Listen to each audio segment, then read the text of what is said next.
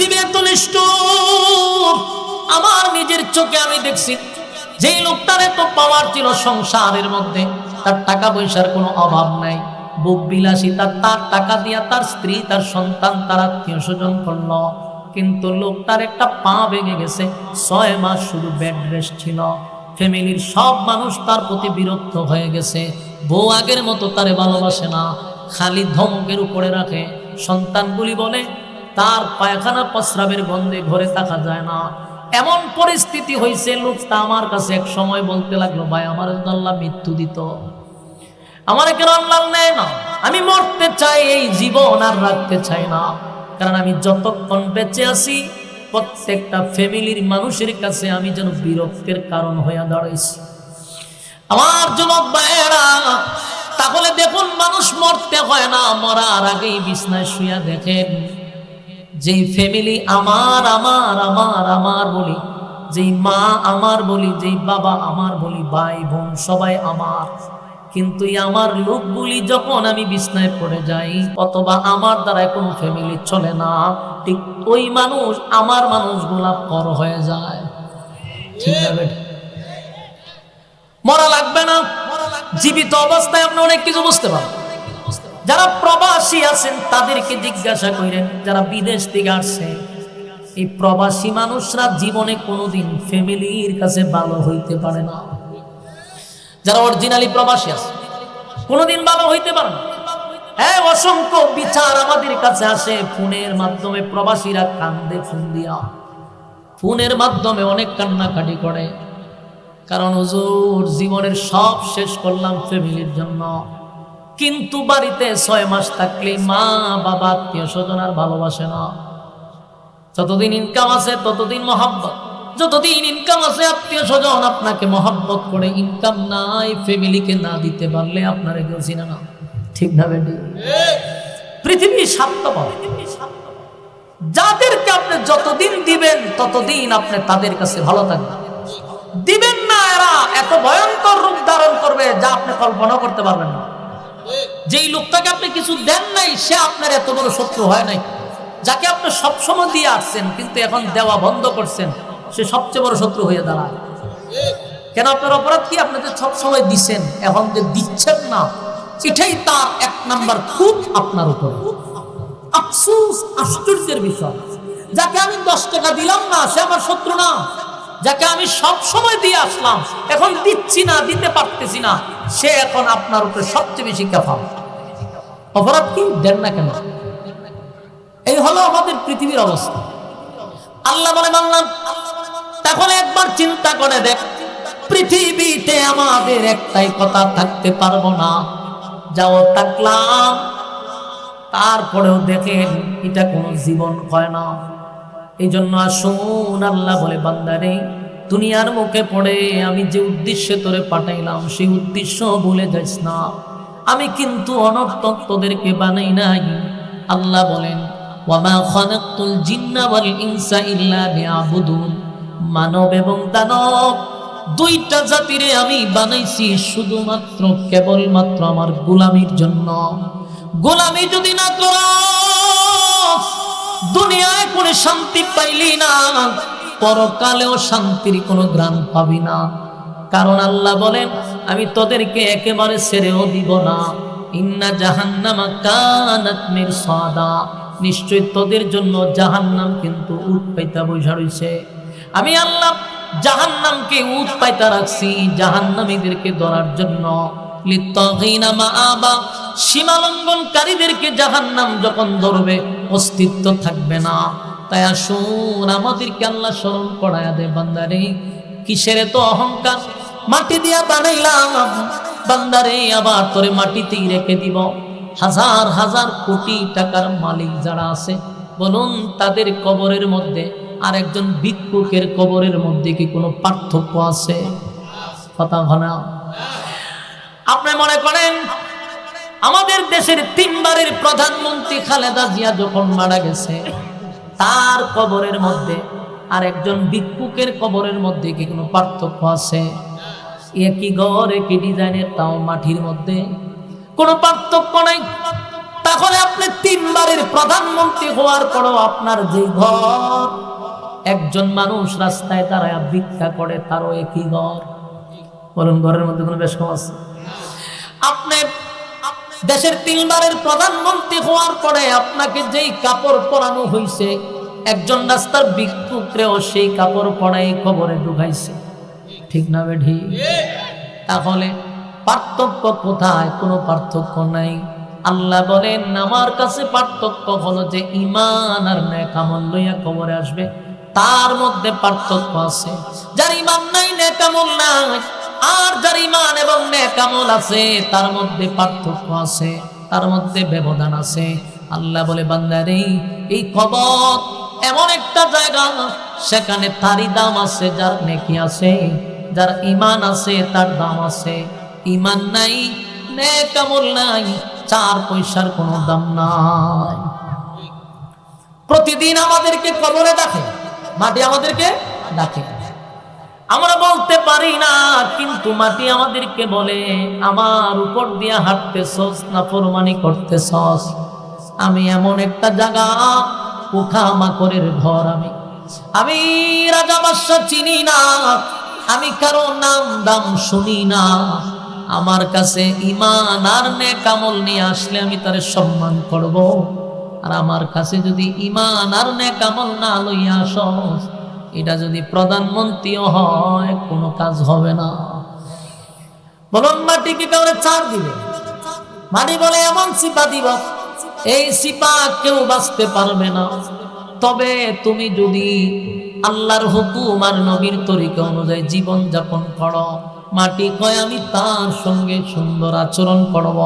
আর যদি মন গড়া জিন্দেগি চালাইয়া আমার মালিকের জমিনের উপরে চইলা মালিকের নাফরমানি করে কবরের ভিতরে আসো, আমি ওয়াদা দিলাম আচরণ কিন্তু সুন্দর হবে না, ভয়ঙ্কর অবস্থা হবে।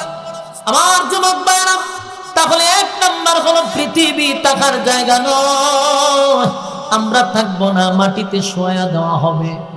আবার আল্লাহ কয় সেই মাটির থেকে আমি দাঁড় করাবো যেদিন ইসরাফিলের 3য় সিংহায় ফুঁক দিবে। ইসরাফিল সিংহায় ফুঁক দিবে 3টা, কোন রিওয়ায়াতে আসছে 2টা, কোন জায়গায় 3টা। মনে করেন ধরে নেন 3টা ফুঁক দিবে। 3 ফুঁক যে সময় দিবে, প্রথম ফুঁকে কিন্তু ধ্বংস হয়ে যাবে, দ্বিতীয় ফুঁকে মানুষের বডি আবার গঠন হবে। যে যাকে যেখানে খবর দিছে, এই এলাকার মানুষ আপনাকে যেখানে খবর দিছে, কিয়ামতের ময়দানে সেখান থেকে আপনি ওইটা দাঁড়াবেন। আশুগঞ্জের মানুষ হবিগঞ্জ গিয়া দাঁড়াবে না, হবিগঞ্জের মানুষ আশুগঞ্জ আইসা দাঁড়াবে না। আমাদের আপনার যেখানে খবর দেওয়া হবে রে, সেখান থেকে আমি আপনি ওইটা দাঁড়াবো। সেই মানুষটা কিন্তু আবার উঠবেও কাদা মাটির নিচ থেকে। আল্লাহ বানাইছে মাটি দিয়া, শুয়াইছে মাটিতে, আবার উঠাবেও মাটির থেকে। কাদা মাটির নিচ থেকে মানুষগুলা ওইটা যখন দাঁড়াবে, উলঙ্গ অবস্থায় কিন্তু দাঁড়াতে হবে। কারো শরীরে কোনো কাপড় থাকবে না। যত বড় দেশের প্রেসিডেন্ট হন, শরীরে কোনো কাপড় নাই, উলঙ্গ অবস্থায় আল্লাহ দাঁড় করাবে। শুধুমাত্র কেবলমাত্র একজনের শরীরে কাপড় থাকবে, যিনি সমস্ত নবীকুলের সম্রাট, 2 জাহানের বাদশাহ নবী মুহাম্মদুর রাসূলুল্লাহ সাল্লাল্লাহু আলাইহি ওয়াসাল্লাম। আমার নবীকে আল্লাহ হাসরের মাঠে কাপড় পরিধান করাবে, এমনকি জান্নাতি পোশাক পরাইয়া হাবিবে কিবরিয়াকে হাসরের মাঠে জিবরাইল দাঁড় করাবে। আমার নবী ছাড়া কারো শরীরে কোনো কাপড় থাকবে না, উলঙ্গ অবস্থায় দাঁড়াবে। বাইরে আর ছিলাম উলঙ্গ অবস্থায়, আবার আল্লাহ দাঁড় করাবে উলঙ্গ অবস্থায়। শুধু আমার নবীকে আল্লাহ জান্নাতের পোশাক পরাবে, জান্নাতি পোশাক পরায়া দাঁড় করাবে। আমার যুবক ভাইরা, আর নবী ছাড়া কারো শরীরে কোনো কাপড় থাকবে না। এই বিষয়টা নিয়ে আম্মা জান আয়েশা সিদ্দিকা রাদিয়াল্লাহু তাআলা আনহা নবীকে জিজ্ঞাসা করছিল, পয়গম্বর, হাসরের মাঠে কি সবাই উলঙ্গ হইয়া দাঁড়াইব? আল্লাহর নবী বলেন, আয়েশা গো, প্রত্যেকটা মানুষকে আল্লাহ উলঙ্গ অবস্থায় দাঁড় করাবে। আম্মা জান আয়েশার চেহারাটা মলিন জলিল হইয়া নবীর দিকে তাকায়া বলে, ওগো নবীজি, আমরা না উম্মতের মা, আপনি নবীর স্ত্রী, এই হাসরের মাঠে আমাদেরকে উলঙ্গ অবস্থায় দাঁড় করাবে, এই লজ্জা কোথায় রাখবো, এই লজ্জা কিভাবে ঢাকবো? আল্লাহর নবী বলেন, আয়েশা রে, এটা দুনিয়া না, দুনিয়া না, এটা কঠিন একটা জায়গা। সেই জায়গাতে কে উলঙ্গ? কার শরীরে কাপড় আছে গো, কার শরীরে কাপড় নাই? এটা তো দেখার সময় নাই। মানুষ সবাই উঠার সাথে সাথে বলবে, ইয়া রাব্বি নফসি নফসি নফসি। আল্লাহ, আমার কি উপায় হবে, আমার কি উপায় হবে? আদম নবীর থেকে নিয়া ঈসা রূহুল্লাহ পর্যন্ত সমস্ত নবী রাসূল যাদের কোনো গুনাহ নাই, নবীরা হলো মাসুম। আহলে সুন্নাত ওয়াল জামাতের আকীদা হলো কোন নবীরা গুনাহ করে নাই, সব নবীরা মাসুম। সেই মাসুম নবীরা পর্যন্ত বলবে, ইয়া রাব্বি নফসি, ইয়া রাব্বি নফসি। আল্লাহ, আমার কি উপায় হবে, আমার কি উপায় হবে? ও আয়েশা, সেদিন কি তোমার দিকে কেউ তাকাবে? তুমিও কি কারো দিকে তাকাবে? না। সেদিন মানুষ হাসরের মাঠে কাদা মাটির নিচ থেকে যখন ওইটা দাঁড়াবে, মানুষ পাগলের মতো ছুটাছুটি করতে থাকবে আর বলবে, ইয়া রাব্বি নফসি নফসি নফসি। আল্লাহ, আমার কি উপায় হবে? ওই যে মানুষ উপরের দিকে তাকাইব, 1000 বছর চলে যাবে, একবার নিচের দিকে তাকায়া দেখার সময় পাবে না। বড় ভয়ানক একটা অবস্থা। মানুষ আতঙ্কে থাকবে গো। সেদিন আল্লাহর তর্জন গর্জন শুরু হবে, তর্জন গর্জন শুরু হবে। সেদিন হিসাব নিকাশের দিন। আল্লাহ হবে মালিক ইয়াউমিদ্দিন। সেদিন আল্লাহ হবে বিচারক, ইনসাফের বিচার শুরু করবে। মালিক যখন বিচারক হবে, বিচারের মাঠ কায়েম হবে। সেখানেও দুইটা বিষয়। একটা হলো যারা দুনিয়ার জমিনে আল্লাহর হুকুম নবীর তরিকায় জীবন যাপন করছে, তাদেরকে নবীর বরকতি হাতের পানি পান করাইয়া আল্লাহ আরশের ছায়ার নিচে বসার সুযোগ করে দিবে। আর কিছু মানুষ রোদের তাপে মাথার মগজগুলি গলে গলে পড়তে থাকবে, আর জিহ্বাটা কুকুরের মতো বাহির হয়ে যাবে, পানির পিপাসায় কলিজা ফেটে যাবে। মানুষগুলি দৌড়াদৌড়ি করতে থাকবে, ছোটাছুটি করতে থাকবে। কারণ হাসরের মাঠে 3টা সময় হলো সবচেয়ে ভয়ানক, সবচেয়ে ভয়ঙ্কর, সবচেয়ে আতঙ্কের সময়। এই 3টা সময় গোটা হাসরের মাঠে সবচেয়ে ভয়ঙ্কর, সবচেয়ে আতঙ্ক। 3টা সময়। একটা হলো এই আমল নামা যখন দিবে, এটা কি বাম হাতে দিবে না ডান হাতে দিবে, এই চিন্তায় মানুষ বৃদ্ধ হয়ে যাবে, এই চিন্তায় মানুষ অস্থির হয়ে যাবে। কারণ কার ডান হাতে আসবে, কার বাম হাতে আসবে, এই চিন্তায় মানুষ পাগলের মতো হয়ে যাবে। কারণ এমন একটা পরিস্থিতি শুরু হবে রে, যখন কাউকে বাম হাতে আমল নামা দেওয়া হবে। আপনি তো দেখতেছেন যে একজনকে বাম হাতে আমল নামাটা দিছে, এই যে দেওয়ার সিস্টেম দেখে অনেকের কলিজা শুকায়া যাবে। মানুষকে স্বাভাবিকভাবে বাম হাতে আমল নামা দিবে না। অনেক সময় বলা হয়েছে বাম হাতটারে বুক বরাবর ঢোকাবে, ছিদ্র করে টেনে হেঁচড়ে পিছন দিকে বাহির করা হবে। এই বাহির করার পরে গার মাথা থাকবে সামন দিকে, এটারে মুসরাইয়া গার নিবে পিছন দিকে। কি বুঝলেন? সেদিন মরবেন না, মনে করতে মরিতে যান না, মরণ নাই, মরণ নাই, মরণ নাই, মরণ নাই। জাহান্নামেও মরণ নাই, জান্নাতেও মরণ নাই। মরণ বস্তু নামক জিনিসটারে আল্লাহ মাইরা ফেলাইব। অবস্থা আরো ভয়ানক হবে। আমল নামা ভারী হয়ে গেলে এরপর আপনার যাত্রা শেষ না। এরপরে ব্রিজের গোড়ায় দাঁড়াবেন, সেখান দিয়া যদি আপনার ইমানের পাওয়ার যদি থাকে, সেই পাওয়ারে বিদ্যুৎ গতিতে আপনি জান্নাতে চলে যাবেন। আর যদি ইমানের পাওয়ার না থাকে, পাওয়ারের উপরে ডিপেন্ড করবে। কেউ দৌড়াইয়া যাবে, কেউ হাঁটতে হাঁটতে যাবে, কেউ আবার বিদ্যুৎ গতিতে চলে যাবে। যদি কেউ ওষুধটা নিচে পড়ে, ওই নিচেই হলো জাহান্নাম। ইন্না জাহান্নামা কানাত মিরসাদা। নিচে জাহান্নাম উট পাইতা বসে আছে জাহান্নামীদেরকে ধরার জন্য। লিত্তাগিনা মাআবা, যারা সীমা লঙ্ঘন করছে, আল্লাহ কয় সীমা লঙ্ঘনকারীদেরকে ধরার জন্য। লাবিসি সেখানে যুগের পর যুগ অবস্থান করতে হবে, তাহার কোনো সিস্টেম নাই, বাঁচানোর কোনো সিস্টেম নাই।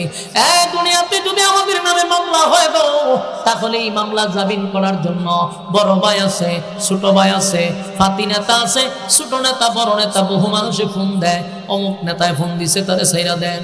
কিন্তু জাহান্নামের ভিতরে কারো সুপারিশ গ্রহণযোগ্য নয়, একমাত্র একজনের সুপারিশ গ্রহণযোগ্য হবে, তিনি সমস্ত নবীকুলের সম্রাট নবী মুহাম্মদুর রাসূলুল্লাহ সাল্লাল্লাহু আলাইহি ওয়াসাল্লাম। তবে আল্লাহর হাবিব যাদেরকে সুপারিশ করবে তারা কারা হবে? যারা দুনিয়ায় নবীর সুন্নাহ অনুযায়ী জীবন যাপন করছে, যারা আল্লাহর হুকুম দুনিয়ায় পালন করছে, নবী তাদেরকে সুপারিশ করে জান্নাতে নিবে। কিন্তু জীবনে কোনোদিন নবীর সুন্নত পালন করেন নাই, নবীর সুন্নতের দ্বার ধারেন নাই, নবীর আইন অনুযায়ী জীবন যাপন করেন নাই, মন গড়া জিন্দেগি চালাইছেন, আবার মনে মনে আশা নিয়ে রাখছেন কবরে গেলে নবী সুপারিশ করবে।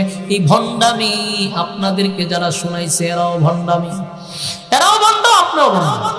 কে বলছে যে আপনারা জান্নাত তুলে দেবে নবী? ইসলামী ভাইজান তো সারা জীবন নবীর সুন্নাহর দ্বার ধারেন নাই, নবীর নাম দিয়া খালি খাইছেন, জনমের খাওয়া খাইছেন, নবীর নাম দিয়া ভণ্ডামি করছেন, ফাজলামি করছেন, ইত্রামি করছেন, আর আপনি আশায় বইসা আছেন নবী আপনারে সুপারিশ করবো। ফাজলামি ভাইজান, নবী তাদেরকেই সুপারিশ করবো যারা দুনিয়ার জমিনে নবীর সুন্নাহ অনুযায়ী চলছে। আল্লাহ বলেন, বলুন এই সমস্ত লোকদেরকে আমি আপনার বরকতি হাতের পানি পান করাবো না, যারা দুনিয়াতে আপনার রেখে যাওয়া ইসলাম পালন করে। একখানা আয়াতি কারিমা তেলাওয়াত করছি, খুব পরিচিত একটি আয়াত। যেহেতু এখানে দেখলাম কবরবাসীর মাগফিরাত কামনায় আজকের এই মাহফিল,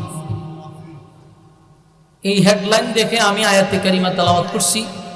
পরিচিত, সুপরিচিত একটি আয়াত,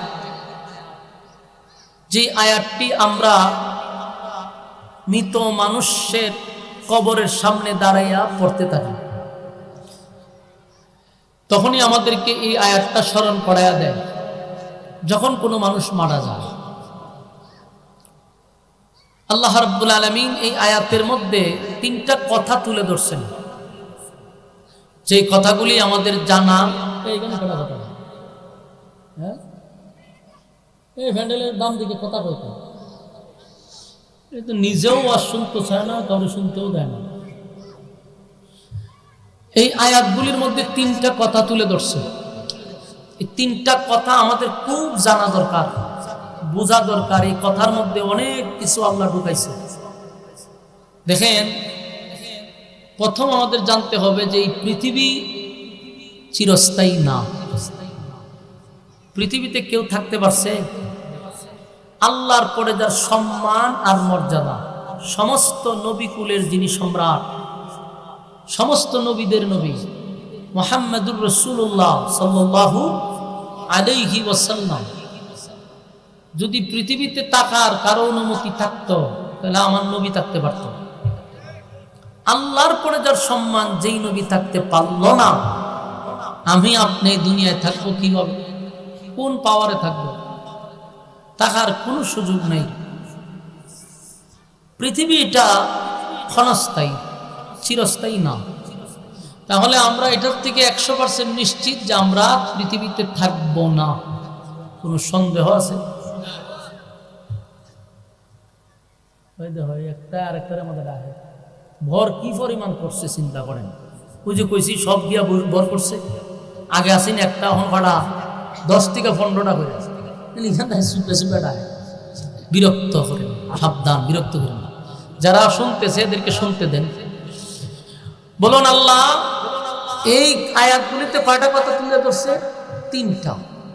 এই তিনটা কথা জানার আগে আমরা এটা আগে নিশ্চিত হইলাম যে পৃথিবীটা কোনোভাবেই থাকার জায়গা না, এবং লক্ষাধিক নবী রাসূল আল্লাহ পাঠাইছে, কেউ থাকতে পারছে? আমাদের নবীও থাকতে পারছে না। তাহলে পৃথিবী থাকার জায়গা নয়, চলে যেতে হবে, এটা 100%। এই পৃথিবী চিরস্থায়ী থাকবে না। এক সময় আল্লাহ বিশ্ব পরিস্থিতির পরিসমাপ্তি ঘটাইয়া দিবে। বিশ্ব পরিস্থিতি থাকবে না, সব ধ্বংস করে দিবে। আল্লাহ নিজেও বলছেন সব ধ্বংস করব, কুল্লু মান আলাইহা ফান, ধ্বংস করে দেব। তো ধ্বংস হওয়ার আগে, মানে বিশ্ব পরিস্থিতিটা ধ্বংস হওয়ার আগে আমরা নিজের আগে ধ্বংস হব। কারণ প্রত্যেকের ব্যক্তিগত ধ্বংস আছে।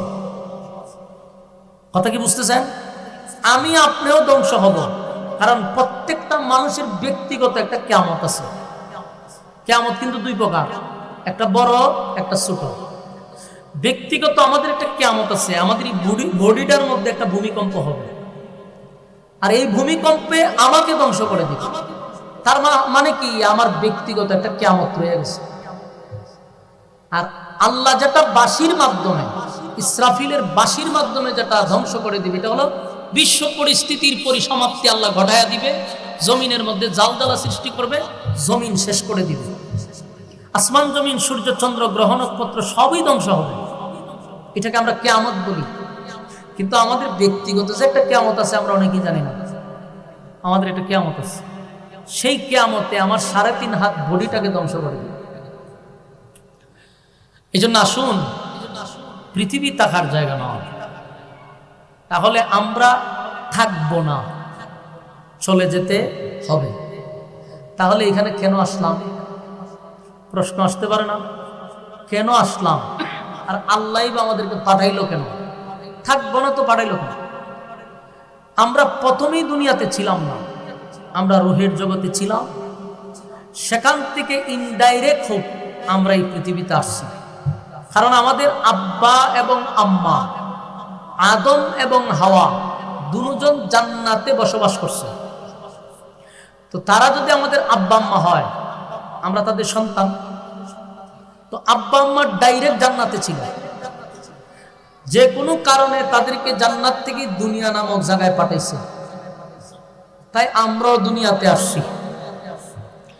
তাদেরকে আবার দুনিয়ার থেকে আল্লাহ নিয়ে গেছে, তাই আমরাও এই দুনিয়ার থেকে একদিন চলে যাব। তাদেরকেও আল্লাহ আবার একদিন দাঁড় করাবে, আমরাও একদিন দাঁড় হব। কথা কি বুঝতেছেন? তাহলে আসুন, আমরা এক সময় পৃথিবীতে আমরা আসিলাম না, আমাদের পূর্বপুরুষরা ছিল। এখন আমরাও এক সময় থাকবো না, আমাদের সন্তানরা থাকবে। আমাদের সন্তানরা এক সময় থাকবে না, তার সন্তান থাকবে। এইভাবেই তো শুরু হয়েছে। তাহলে প্রথম আমাদের যাত্রা হইল জান্নাত থেকে দুনিয়া। এই দুনিয়ার থেকে আবার চলে যাব কবরের জগতে। কবরের জগৎ থেকে আবার আমাদেরকে আল্লাহ দাঁড় করাবে হাসরের মাঠে। হাসরের মাঠ থেকে আবার আমাদেরকে দুইটা জায়গায় আমাদের সিদ্ধান্ত হবে, আমাদের উপরে ডিপেন্ড করবে। হয় আমরা জান্নাতি, না হয় আমরা জাহান্নামী। তাহলে আসুন এখন আমরা বলি, আল্লাহ কি বলছে? যে আমি তোমাদেরকে মাটির থেকেই তৈরি করছি। যে আয়াতটা আমরা কবরে যাওয়ার পরে মুর্দারে যখন আমরা মাটিতে শুয়াই, বাঁশ টাস দিয়া মাটি যখন দেই, তখন মানুষ কি করে? মাটি দেয়ার কয় মিনহা খালাকনাকুম ওয়া ফিহা নুঈদুকুম ওয়া মিনহা নুখরিজুকুম তারাতান উখরা। এটা কোন সময় পড়েন? কথা হয় না, কই আইছে বাস তো একটু হা হু কম। তিনি কইলে তো আমি বুঝতাম যে কথা শুনতেছে। কথা শোনা জানি তো কন্যা করে মাঝে মধ্যে একটু হা না কইেন, আমি বুঝবো যে কথা বুঝতেছে। এই আয়াতটা তখনই শুনেন যখন কেউ মারা যায়। আর মারা যাওয়ার পরে বাড়িতে পড়ে না, কোথায় পড়ে? কবরে, তারে শুয়ানোর পরে মাটি দেওয়ার সময় হয়। কেন এই আয়াতটা আমরা পড়ি? এটা দিয়ে আমাদেরকে স্মরণ করায়া দেয়, তোমার আমি মাটির থেকেই তৈরি করছিলাম। মানুষকে আল্লাহ কি দিয়ে বানাইছে? মাটি দিয়ে বানাইছি। আবার তোমাকে আমি মাটিতে শোয়া দিব, আবার আমি তোমাকে মাটির থেকেই উঠাবো। তাহলে দেখেন, মাটি দিয়ে বানাইছে, মাটিতে রাখবে, মাটির থেকে উঠাবে। আমাদের অবস্থাটা কোথায় দেখছেন না? আল্লাহ বলেন, বান্দা পৃথিবীতে থাকার কোনো সিস্টেম নাই, আসো চলে যেতে হবে। আমরা একটা সফরের মধ্যে আছি, দৌড়ের উপরে আসলাম না, আইসি দৌড়াই দেশ এই পৃথিবীতে আসছে। এখান থেকে আবার আমাদেরকে নিয়ে যাবে কবরে, কবর থেকে আবার উঠাবে হাসরে, হ্যাঁ বলছি রাতে, মিজানে, সব জায়গায় ধরতে হবে। আমাদের যাত্রা কিন্তু এখনো শেষ হয় না। আমাদের দৌড় শেষ হয় নাই, প্রত্যেকটা স্টেশনে আমাদেরকে দাঁড়াইতে হবে এবং প্রত্যেকটা মানুষের জবাবদিহিতা আছে। বলুন, জবাব ছাড়া কোনো সুযোগ আছে? কুল্লু নাফসিন বিমা কাসাবাত রাহিন। প্রত্যেকটা মানুষ তার কৃতকর্মের জন্য আল্লাহর সামনে দাঁড়াইতে হবে, এতে কোনো সন্দেহ। এজন্য আসুন, আমাদের আসাটা এবং যাওয়াটা, আসার সময় প্রতিটা মানুষ কানতে কানতে আমরা আসি। কোনো মানুষ পৃথিবীতে আসার সময় বাজনা টাজনা বাজাইয়া হাসতে হাসতে তারপরে আনন্দ ফুর্তি করে দুনিয়াতে আসে না। প্রত্যেকটা মানুষ কান্দে, কিন্তু এই কান্নাটা দিয়ে আমাদের শুরু, যাওয়াটা যেন কান্নার সাথে না হয়, যাওয়াটা যেন আমাদের হাসি খুশিতে হয়। মানুষ আমাদের জন্য কান্দবে, কিন্তু আমরা যেন হাসতে হাসতে কবরে যাই। কারণ যখন আপনি পৃথিবীতে আসছেন আপনি একলা কাঁদছেন, কিন্তু ঘরের সবাই আপনার আসার আগমনে হাসছে, ঠিক না বেটি? সবাই হাসছে, মা খুশি, বাবা খুশি, আত্মীয় স্বজন খুশি, কিন্তু আপনি একান্নে কাঁদছেন। সবাই আপনার আনন্দে আনন্দিত, কেউ মিষ্টি বিতরণ করছে, কিন্তু যাওয়ার সময়টায় যেন কেউ না হাসে। যাওয়ার সময় হাসাটা কিন্তু মারাত্মক। যাওয়ার সময় মানুষ আপনার জন্য কাঁদতে হবে, আর আপনি তখন হাসতে হাসতে যাবেন। আপনার যাওয়াটা যেন কান্নার সহিত না হয়, আর মানুষ যেন আপনার যাওয়ার সময় না হাসে। এখানে দুইটা পরিবর্তন, আসছিলাম কাঁদতে কাঁদতে, বিপরীত হলো যাব হাসতে হাসতে, আর মানুষ আমার জন্য কাঁদবে। কথা বল ঠিক? এই জন্য এমন জীবন করহে গঠন, মরিলে হাসিবে তুমি, কাঁদিবে গোপন। যেমন তার উদাহরণ বাস্তব, উসমান বিন হাদি, ঠিক না? মারা তো গেছে, এখনো তার জন্য মানুষ কান্দে, এখনো কান্দে। অথচ 16 বছর আমরা দেখছি কোন নেতা মারা গেলে মানুষ ইন্না লিল্লাহ পড়ে নাই, মানুষ পড়ছে আলহামদুলিল্লাহ। কোন নেতা যদি মারা গেছে তো কমেন্টসে লেখছে কি? আলহামদুলিল্লাহ। আর উসমান হাদি চলে যাওয়ার পরে আজও পর্যন্ত তার কবরে অনেক মানুষ কান্নাকাটি করে। কি ছিল? আমাদের কোন আত্মীয় স্বজন ছিল, রক্তের সম্পর্ক ছিল না, কিন্তু তার কথা স্মরণ হইলে এখনো মানুষ কান্দে। কারণ এমন একটা জীবন গঠন করে গেছে, সে চলে গেছে, কিন্তু আজকে গড়ে গড়ে হাদি তৈরি হয়ে গেছে। তো এমন জীবন গঠন করা দরকার। আল্লাহ বলেন, বান্দা, পৃথিবীর সমগ্র সৃষ্টি জগতের মধ্যে আমি তোমাকে শ্রেষ্ঠত্ব দিছি, আমি তোমারে সম্মান দিছি, আমি তোমারে কোয়ালিটি সম্পন্ন করে বানাইছি। তোমারে বানাইতে গিয়া আমি আল্লাহ নিজের কুদরতি হাত লাগাইছি। আমি তোমারে বানাইছি সময় নিয়া, আসমান জমিন সূর্য চন্দ্র বানাইছি হুকুম দিয়া, আর তোমারে বানাইছি নিজের কুদরতি হাত দিয়া। বানানোর পরে আমি আল্লাহ আবার তোমার পিছনে উফাদি লাগাইয়া দিছি যে মানুষ বানাইছি, এটা সৃষ্টির মধ্যে সবচেয়ে শ্রেষ্ঠ। ফেরেশতা নূর দিয়া বানাইলেও মানুষে কি করছে? সৃষ্টির শ্রেষ্ঠত্ব দান করছে। তো এত কোয়ালিটি সম্পূর্ণ করে বানানোর পরে যদি তুমি তোমার মন গড়া জিন্দেগি চালাও, আমার জমিনে হাঁটার পরে আমারই নাফরমানি করো, তাহলে এটা নিশ্চিত থাকো তোমার সামনে কিন্তু জবাবদিহিতা আছে। কথা বল ঠিক না ঠিক? তুমি ভাইবো না যে আমি তোমার একেবারে ছেড়ে দিব, কারণ এই সামান্য সময় পৃথিবীতে তোমারে পাঠাইছি, এটা শুধুমাত্র কেবলমাত্র একটা পরীক্ষার জন্য। কারণ তোমার দৌড় শেষ হয়েছে না, তুমি আসছো আবার চলে যাইবা। এখানে কেন স্টেশনে দাঁড়াইছো? একটা পরীক্ষা দিবা। এখান থেকে তোমার দৌড় শেষ হয়েছে না, কবরের জগতে যাইবা, সেখান থেকে তোমাকে আরো দৌড়তে হবে, তোমার দৌড় শেষ হয়েছে না। তুমি যদি এখানেই মনে করো যে আমি আসছি এখানে একটু ঘুমাই, সময় তো চলে গেল। আমার যুবক ভাইরা, রব্বে কারীম বলেন, বান্দা, আমি তোমাকে মাটি থেকে তৈরি করলাম, মাটি দিয়া বানাইলাম। এই মাটি দিয়া বানানোর পরে আমি আবার তোমাকে ঠিক সময়ে মাটির মধ্যেই তোমাকে শোয়ানো হবে, আবার তোমাকে একদিন আমি মাটির থেকে দাঁড় করাবো। তাহলে মাটি দিয়া বানাইলো, মাটিতে শুয়াইলো, আবার মাটির থেকে উঠাইলো। আমাদের দৌড় কিন্তু শেষ হয় নাই, আমাদের দৌড় কিন্তু চলতেছে।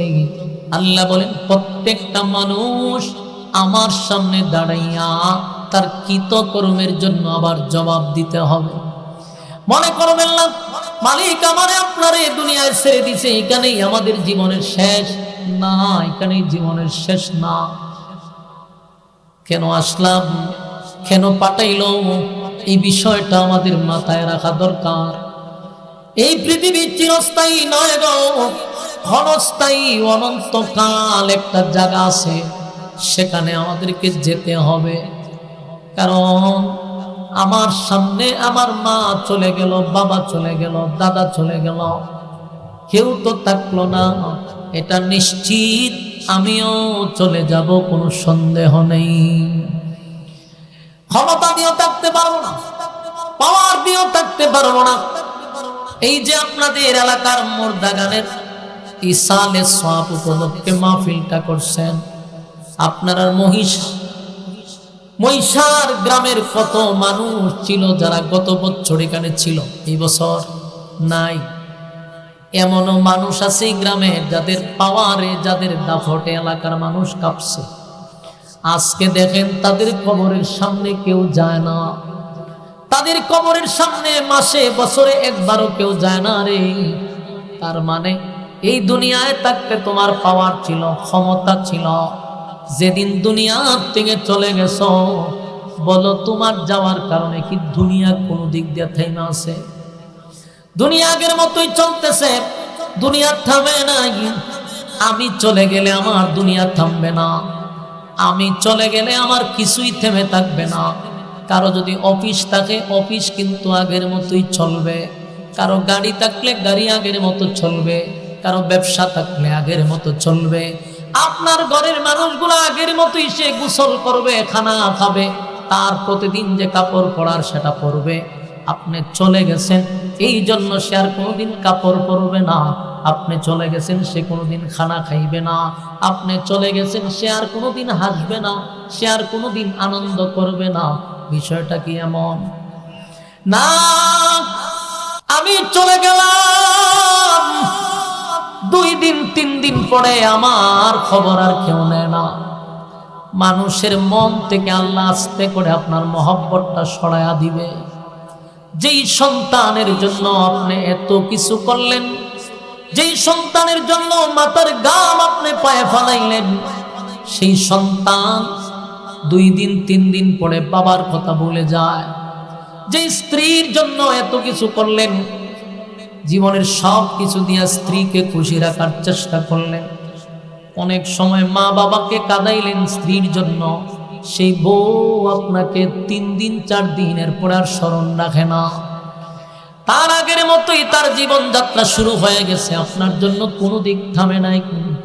অথচ আপনি একটা গুরুত্বপূর্ণ ব্যক্তি ছিলেন আপনার ফ্যামিলির জন্য। যেই ফ্যামিলি আপনার কষ্টের কারণে ফ্যামিলি চলতো, আপনার অর্জিত টাকায় তারা মাস্তি করত, খানা দানা, এমনকি তারার ভোগ বিলাসিতা আপনার টাকার দ্বারাই হইতো। কিন্তু আপনি নাই, কোনো কিছু থেমে নাই, আগের মতোই চলছে। তাহলে আমার যুবক ভাইরা, এই পৃথিবীটা কত নিষ্ঠুর একটু চিন্তা করে দেখেন। আপনি চলে গেলেন, কেউ আপনার জন্য এমন নয় যে ঘর বাড়ি ছেড়ে আপনার কবরস্থানে গিয়া ঘর করছে যে আমি আর ঘরে থাকবো না, আমার বাবা মরে গেছে অথবা আমার ভাই মরে গেছে রে, আমি আজকের থেকে আর ঘরে থাকবো না, আমি আমার বাবার কবরের পাশে একটা ঘর বানায়া থাকবো।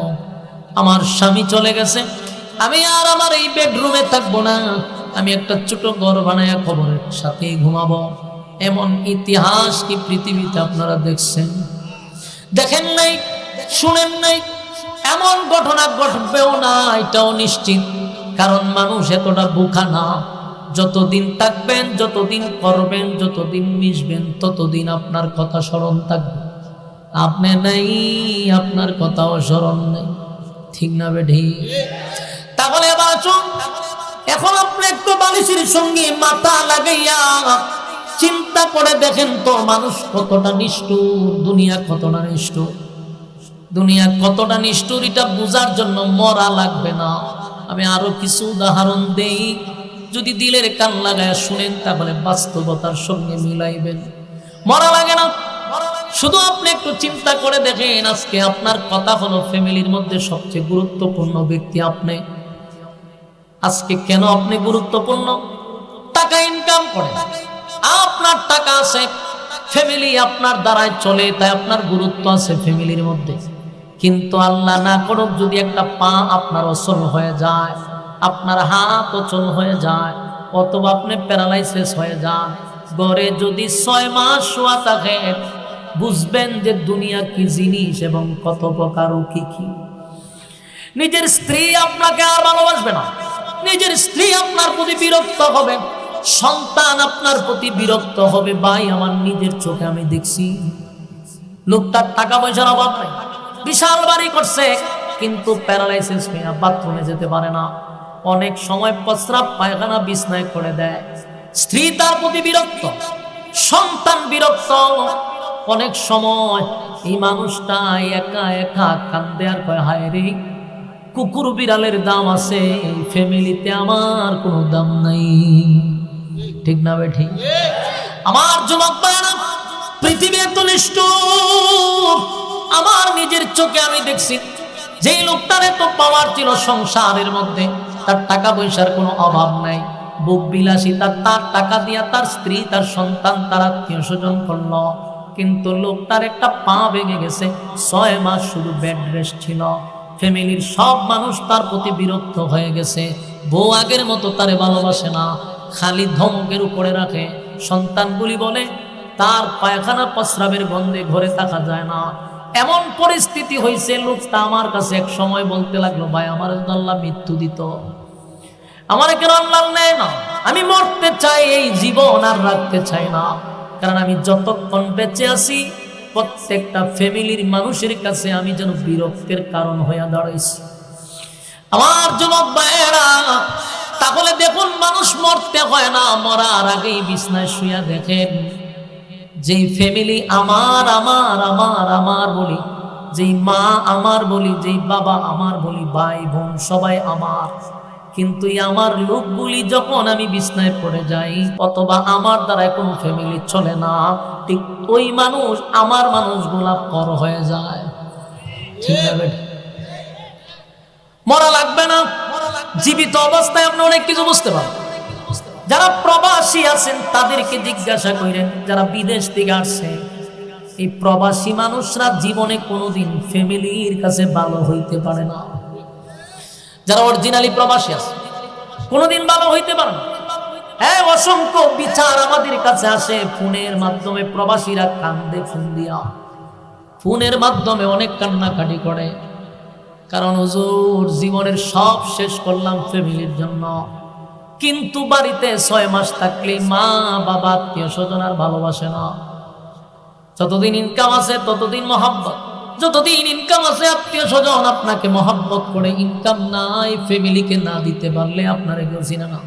ঠিক না বেটি? পৃথিবী স্বার্থপর, যাদেরকে আপনি যতদিন দিবেন ততদিন আপনি তাদের কাছে ভালো থাকবেন। দিবেন না, এরা এত ভয়ঙ্কর রূপ ধারণ করবে যা আপনি কল্পনা করতে পারবেন না। যেই লোকটাকে আপনি কিছু দেন নাই, সে আপনার এত বড় শত্রু হয় নাই। যাকে আপনি সবসময় দিয়ে আসছেন কিন্তু এখন দেওয়া বন্ধ করছেন, সে সবচেয়ে বড় শত্রু হয়ে দাঁড়ায়। কেন? আপনার অপরাধ কি? আপনি যে সবসময় দিচ্ছেন, এখন যে দিচ্ছেন না, এটাই তার 1 নাম্বার খুব আপনার উপর। আফসোস, আশ্চর্যের বিষয়, যাকে আমি 10 টাকা দিলাম না সে আমার শত্রু না, যাকে আমি সব সময় দিয়ে আসলাম এখন দিচ্ছি না, দিতে পারতেছি না, সে এখন আপনার উপরে সবচেয়ে বেশি কাফাল। অপরাধ কি? দেন না কেন? এই হলো আমাদের পৃথিবীর অবস্থা। আল্লাহ বলে মানলাম, তাহলে একবার চিন্তা করে দেখ, পৃথিবীতে আমাদের একটাই কথা, থাকতে পারবো না, যাও থাকলাম, তারপরেও দেখেন এটা কোনো জীবন হয় না। এই জন্য আসুন, আল্লাহ বলে বান্দারে, দুনিয়ার মুখে পড়ে আমি যে উদ্দেশ্যে তোরে পাঠাইলাম সেই উদ্দেশ্য ভুলে যাইস না। আমি কিন্তু অনর্থক তোদেরকে বানাই নাই। আল্লাহ বলেন, ওয়ামা খালাকতুল জিন্না ওয়াল ইনসা ইল্লা লিয়াবুদুন, মানব এবং দানব দুইটা জাতিরে আমি বানাইছি শুধুমাত্র কেবলমাত্র আমার গোলামির জন্য। গোলামি যদি না করো, দুনিয়ায় কোনো শান্তি পাইলি না, পরকালেও শান্তির কোনো গ্রাণ পাবি না। কারণ আল্লাহ বলেন, আমি তোদেরকে একেবারে ছেড়েও দিব না, ইন্না জাহান্নামা কানাত মিরসাদা, নিশ্চয় তোদের জন্য জাহান্নাম কিন্তু উট পাইতা বইসা রইছে। আমি আল্লাহ জাহান্নামকে উট পাইতা রাখছি জাহান্নামীদেরকে ধরার জন্য। লিত্তাগিনা মাআবা, সীমালঙ্ঘনকারীদেরকে জাহান্নাম যখন ধরবে অস্তিত্ব থাকবে না। তাই আসুন আমাদেরকে আল্লাহ স্মরণ করায়া দে, বান্দারে কিসের তো অহংকার, মাটি দিয়া বানাইলাম বান্দারে, আবার তোরে মাটিতেই রেখে দিব। হাজার হাজার কোটি টাকার মালিক যারা আছে বলুন, তাদের কবরের মধ্যে আর একজন ভিক্ষুকের কবরের মধ্যে কি কোনো পার্থক্য আছে? কথা ঘনা। আপনি মনে করেন আমাদের দেশের 3 বারের প্রধানমন্ত্রী খালেদা জিয়া যখন মারা গেছে, তার কবরের মধ্যে আর একজন ভিক্ষুকের কবরের মধ্যে কি কোনো পার্থক্য আছে? একই ঘর একই ডিজাইনের, তাও মাটির মধ্যে, কোনো পার্থক্য নাই। তাহলে আপনি 3 বারের প্রধানমন্ত্রী হওয়ার পরও আপনার যে ঘর, একজন মানুষ রাস্তায় দাঁড়ায় ভিক্ষা করে, তারও একই ঘর। বলুন ঘরের মধ্যে কোনো বেশ কম আছে? আপনি দেশের 3 বারের প্রধানমন্ত্রী হওয়ার পরে আপনাকে যেই কাপড় পরানো হয়েছে, একজন রাস্তার ভিক্ষুকরেও সেই কাপড় পরাই কবরে ঢুকাইছে, ঠিক না বেঠি? তাহলে পার্থক্য কোথায়? কোনো পার্থক্য নাই। আল্লাহ বলেন আমার কাছে পার্থক্য হলো যে ঈমান আর নেক আমল লইয়া কবরে আসবে, তার মধ্যে পার্থক্য আছে। যার ঈমান নাই, নেক আমল নাই, আর যার ঈমান এবং নেক আমল আছে তার মধ্যে পার্থক্য আছে, তার মধ্যে ব্যবধান আছে। আল্লাহ বলে বান্দারে, এই কবর এমন একটা জায়গা, সেখানে তারই দাম আছে যার নেকি আছে, যার ঈমান আছে তার দাম আছে। ঈমান নাই, নেক আমল নাই, 4 পয়সার কোনো দাম নাই। প্রতিদিন আমাদেরকে কবরে ডাকে, মাটি আমাদেরকে ডাকে, আমরা বলতে পারি না, কিন্তু মাটি আমাদেরকে বলে আমার উপর দিয়ে হাঁটতেছস, নাফরমানি করতেছস। আমি এমন একটা জায়গা, পোকামাকড়ের ঘর, আমি রাজা বাদশা চিনি না, আমি কারো নাম দাম শুনি না। আমার কাছে ঈমান আর নেক আমল নিয়ে আসলে আমি তারে সম্মান করব, আর আমার কাছে যদি ঈমান আর নেক আমল না লইয়া আসস, এটা যদি প্রধানমন্ত্রীও হয় কোনো কাজ হবে না। বলুন মাটিকে কাউরে ছাড় দিবে? মাটি বলে এমন সিপা দিব, এই সিপা কেউ বাঁচতে পারবে না। তবে তুমি যদি আল্লাহর হুকুম আর নবীর তরিকা অনুযায়ী জীবন যাপন করো, মাটি কয় আমি তার সঙ্গে সুন্দর আচরণ করব। আর যদি মন গড়া জিন্দেগি চালাইয়া আমার মালিকের জমিনের উপরে চইলা মালিকের নাফরমানি করে কবরের ভিতরে আসো, আমি ওয়াদা দিলাম আচরণ কিন্তু সুন্দর হবে না, ভয়ঙ্কর অবস্থা হবে। আমার যুবক ভাইরা, তাহলে 1 নাম্বার হলো পৃথিবী থাকার জায়গা নয়, আমরা থাকবো না, মাটিতে শোয়া দেওয়া হবে। আবার আল্লাহ কয় সেই মাটির থেকে আমি দাঁড় করাবো যেদিন ইসরাফিলের 3য় সিংহায় ফুঁক দিবে। ইসরাফিল সিংহায় ফুঁক দিবে 3টা, কোন রিওয়ায়াতে আসছে 2টা, কোন জায়গায় 3টা। মনে করেন ধরে নেন 3টা ফুঁক দিবে।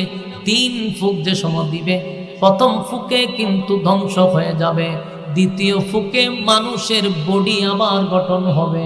যে যাকে যেখানে খবর দিছে, এই এলাকার মানুষ আপনাকে যেখানে খবর দিছে, কিয়ামতের ময়দানে সেখান থেকে আপনি ওইটা দাঁড়াবেন। আশুগঞ্জের মানুষ হবিগঞ্জ গিয়া দাঁড়াবে না, হবিগঞ্জের মানুষ আশুগঞ্জ আইসা দাঁড়াবে না। আমারে আপনার যেখানে খবর দেওয়া হবে রে, সেখান থেকে আমি আপনি ওইটা দাঁড়াবো। সেই মানুষটা কিন্তু আবার উঠবেও কাদা মাটির নিচ থেকে। আল্লাহ বানাইছে মাটি দিয়া, শুয়াইছে মাটিতে, আবার উঠাবেও মাটির থেকে। কাদা মাটির নিচ থেকে মানুষগুলা ওইটা যখন দাঁড়াবে, উলঙ্গ অবস্থায় কিন্তু দাঁড়াতে হবে, কারো শরীরে কোনো কাপড় থাকবে না। যত বড় দেশের প্রেসিডেন্ট হন, শরীরে কোনো কাপড় নাই, উলঙ্গ অবস্থায় আল্লাহ দাঁড় করাবে। শুধুমাত্র কেবলমাত্র একজনের শরীরে কাপড় থাকবে, যিনি সমস্ত নবীকুলের সম্রাট, 2 জাহানের বাদশা, নবী মুহাম্মদুর রাসূলুল্লাহ সাল্লাল্লাহু আলাইহি ওয়াসাল্লাম। আমার নবীকে আল্লাহ হাসরের মাঠে কাপড় পরিধান করাবে, এমনকি জান্নাতি পোশাক পরাইয়া হাবিবে কিবরিয়াকে হাসরের মাঠে জিবরাইল দাঁড় করাবে। আমার নবী ছাড়া কারো শরীরে কোনো কাপড় থাকবে না, উলঙ্গ অবস্থায় দাঁড়াবে। বাইরে আর ছিলাম উলঙ্গ অবস্থায়, আবার আল্লাহ দাঁড় করাবে উলঙ্গ অবস্থায়। শুধু আমার নবীকে আল্লাহ জান্নাতের পোশাক পরাবে, জান্নাতি পোশাক পরায়া দাঁড় করাবে। আমার যুবক ভাইরা, আর নবী ছাড়া কারো শরীরে কোনো কাপড় থাকবে না। এই বিষয়টা নিয়ে আম্মা জান আয়েশা সিদ্দিকা রাদিয়াল্লাহু তাআলা আনহা নবীকে জিজ্ঞাসা করছিল, পয়গম্বর, হাসরের মাঠে কি সবাই উলঙ্গ হইয়া দাঁড়াইব? আল্লাহর নবী বলেন, আয়েশা গো, প্রত্যেকটা মানুষকে আল্লাহ উলঙ্গ অবস্থায় দাঁড় করাবে। আম্মা জান আয়েশার চেহারাটা মলিন হইয়া নবীর দিকে তাকায়া বলে, বাবা নবীজি, আমরা না উম্মতের মা, আপনি নবীর স্ত্রী, এই হাসরের মাঠে আমাদেরকেও উলঙ্গ অবস্থায় দাঁড় করাবে। এই লজ্জা কোথায় রাখবো? এই লজ্জা কিভাবে ঢাকবো? আল্লাহর নবী বলেন, আয়েশা রে, এটা দুনিয়া না, দুনিয়া না, এটা কঠিন একটা জায়গা। সেই জায়গাতে কে উলঙ্গ? কার শরীরে কাপড় আছে গো, কার শরীরে কাপড় নাই? এটা তো দেখার সময় নাই। মানুষ সবাই উঠার সাথে সাথে বলবে, ইয়া রাব্বি নফসি নফসি নফসি। আল্লাহ, আমার কি উপায় হবে? আমার কি উপায় হবে? আদম নবীর থেকে নিয়া ঈসা রূহুল্লাহ পর্যন্ত সমস্ত নবী রাসূল যাদের কোনো গুনাহ নাই, নবীরা হলো মাসুম। আহলে সুন্নাত ওয়াল জামাতের আকীদা হলো কোন নবীরা গুনাহ করে নাই, সব নবীরা মাসুম। সেই মাসুম নবীরা পর্যন্ত বলবে, ইয়া রাব্বি নফসি, ইয়া রাব্বি নফসি। আল্লাহ, আমার কি উপায় হবে? আমার কি উপায় হবে? ও আয়েশা, সেদিন কি তোমার দিকে কেউ তাকাবে? তুমিও কি কারো দিকে তাকাবে না? সেদিন মানুষ হাসরের মাঠে কাদা মাটির নিচ থেকে যখন ওইটা দাঁড়াবে, মানুষ পাগলের মতো ছোটাছুটি করতে থাকবে আর বলবে, ইয়া রাব্বি নফসি নফসি নফসি। আল্লাহ, আমার কি উপায় হবে?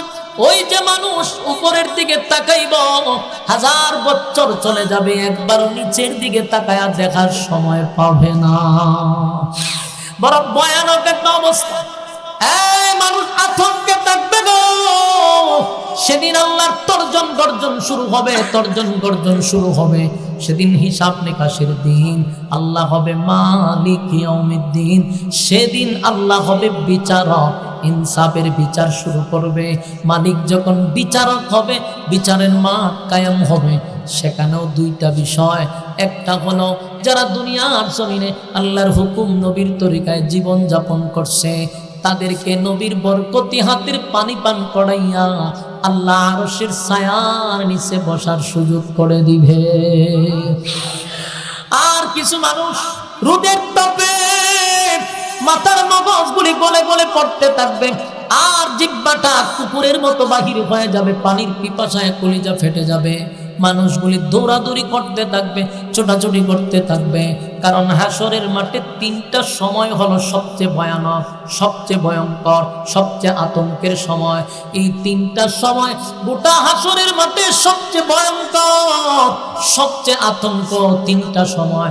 একটা হলো এই আমল নামা যখন দিবে, এটা কি বাম হাতে দিবে না ডান হাতে দিবে, এই চিন্তায় মানুষ বৃদ্ধ হয়ে যাবে, এই চিন্তায় মানুষ অস্থির হয়ে যাবে। কারণ কার ডান হাতে আসবে, কার বাম হাতে আসবে, এই চিন্তায় মানুষ পাগলের মতো হয়ে যাবে। কারণ এমন একটা পরিস্থিতি শুরু হবে রে, যখন কাউকে বাম হাতে আমল নামা দেওয়া হবে। আপনি তো দেখতেছেন যে একজনকে বাম হাতে আমল নামাটা দিছে, এই যে দেওয়ার সিস্টেম দেখে অনেকের কলিজা শুকায়া যাবে। মানুষকে স্বাভাবিকভাবে বাম হাতে আমল নামা দিবে না। অনেক সময় বলা হয়েছে বাম হাতটারে বুক বরাবর ঢোকাবে, ছিদ্র করে টেনে হেঁচড়ে পিছন দিকে বাহির করা হবে। এই বাহির করার পরে গার মাথা থাকবে সামন দিকে, এটারে মুসরাইয়া গার নিবে পিছন দিকে। কি বুঝলেন? সেদিন মরবেন না, মনে করতে মরিতে যান না, মরণ নাই, মরণ নাই, মরণ নাই, মরণ নাই। জাহান্নামেও মরণ নাই, জান্নাতেও মরণ নাই। মরণ বস্তু নামক জিনিসটারে আল্লাহ মাইরা ফেলাইবে।